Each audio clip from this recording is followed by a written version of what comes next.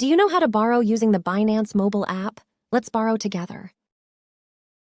In this video, I will show you how to use Binance Loans. You can borrow using Binance Loans. To do this, log in to the Binance Mobile App. If you don't have a Binance account, you can register using the discounted registration link below the video. After logging into the app, tap on the More option. Then, go to the Finance section and select Loans. After tapping on Start Borrowing, you will see this screen. Yes, we are currently on the borrowing page. I want to borrow 100 USDT. To do this, I need to provide collateral, which I will do using the BNB in my wallet.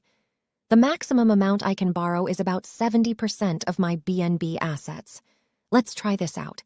I'm clicking on Maximum. Yes, I have 0.95 BNB in my wallet. About 70% of that in USDT is around $141.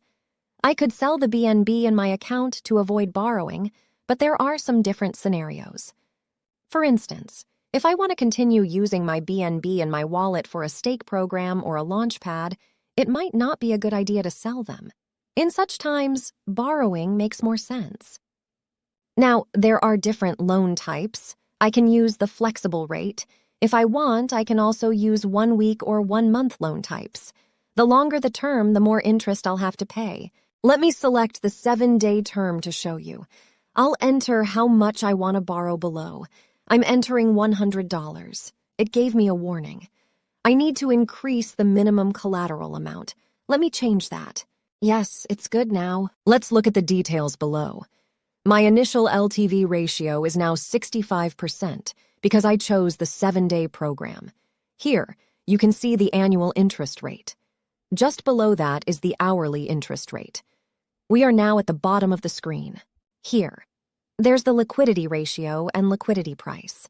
The current price of BNB is approximately $210. If the price of BNB falls below the price shown here, my debt will be liquidated.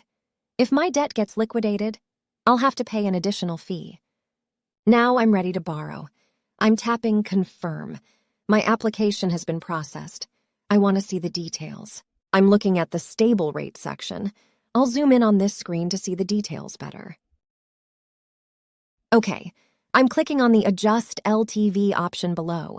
If you slide this button to the left, you'll reduce your liquidity risk, but you'll need to add more balance to your wallet to use this option.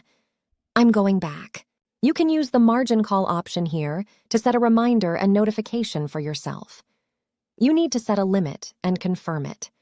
If you want to repay your debt, you should click on Repay below. I'm going to repay my debt in USDT.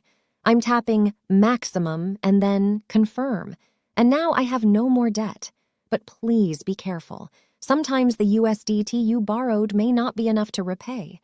You might think you've paid off your debt, but it may still exist. To check, go back to the Loans page and go to Ongoing Orders. Look at the Stable Rate section.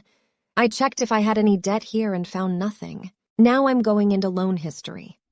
Here, under the Borrow tab, I went into the Stable Rate section. My most recent loan is here, and the app shows that this debt has been repaid. I'm sure I have no more debt. That's all for now. I hope this video was helpful for you. Don't forget to subscribe to my channel and turn on notifications. See you in the next video.